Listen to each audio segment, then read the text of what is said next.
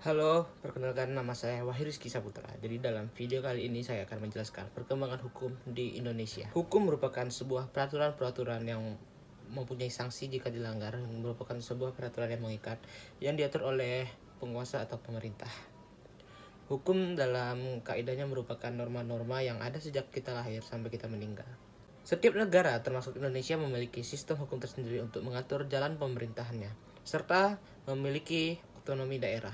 Hukum memiliki sistem dan fungsi-fungsi yang berbeda namun mempunyai tujuan yang sama, yaitu adalah keadilan, ketertiban, dan keamanan.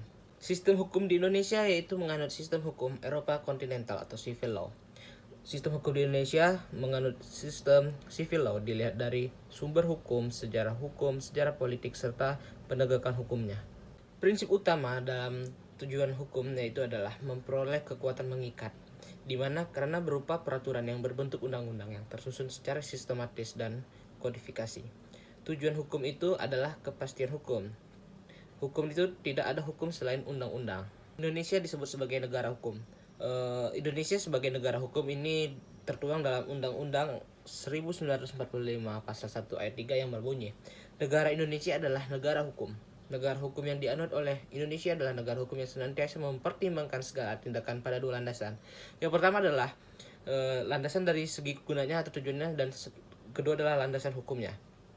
Sebelum Indonesia dijajah oleh Belanda dan sebelum Indonesia menggunakan hukum Eropa kontinental atau civil law, pada masa itu Indonesia menggunakan hukum adat. Hukum adat yaitu adalah hukum yang diperlakukan hampir ke seluruh masyarakat Indonesia. Setiap daerah mempunyai hukum adat tergantung daerah masing-masing yang berbeda.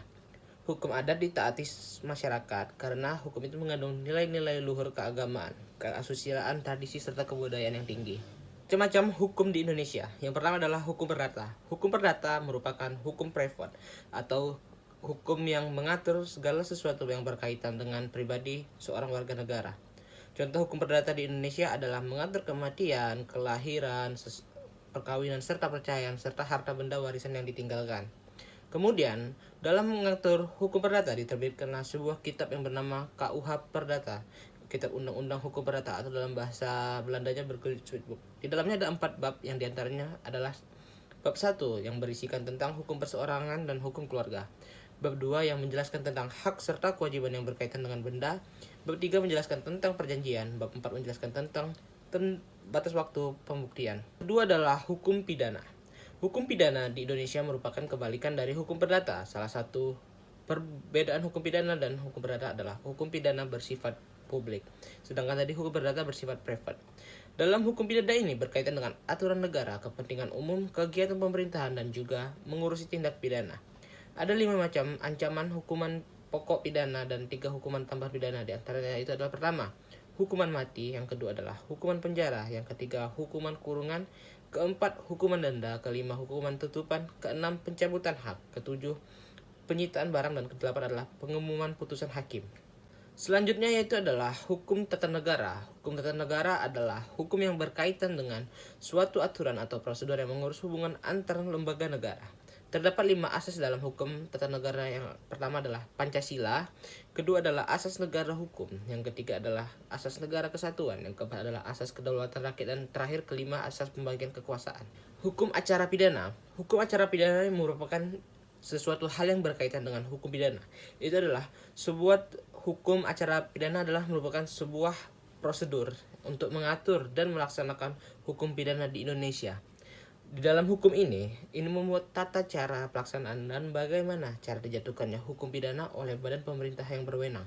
Hukum acara perdata Indonesia sama halnya dengan hukum acara pidana yang berkaitan dengan pidana, maka hukum acara perdata Indonesia ini berkaitan dengan hukum perdata.